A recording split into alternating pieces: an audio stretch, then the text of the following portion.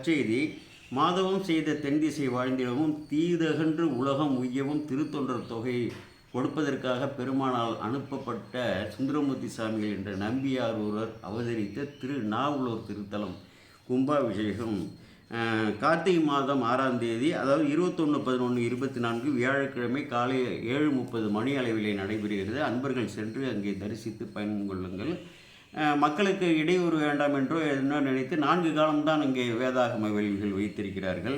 அதிலும் கலந்து கொள்ளுங்கள். பத்திரிகை மிகவும் தாமதமாக கிடைத்தது. பெருமான் பெயர் நாவலேஸ்வரர், அம்பிகை சுந்தராம்பிகை, தலவிருட்சம் நாவல் மரம், தீர்த்தம் மேற்கே கோமுகி தீர்த்தம், தெற்கே கெடில நதியின் பக்கத்திலே இருக்கிறது. ஒரு அற்புதமானது. 7வது திருமுறையில் 17வது திருப்பதிகம் நட்டராக பண்ணிலே சுந்தரமூர்த்தி சாமிகள் அருளியிருக்கிறார்.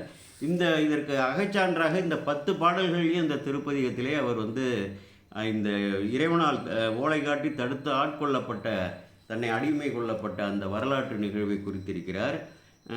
வெண்ணெய்நல்லூரில் வைத்து என்னை ஆளுங்கொண்ட நாவலனார்க்கு இடமாவது நம் திருநாவலூரே.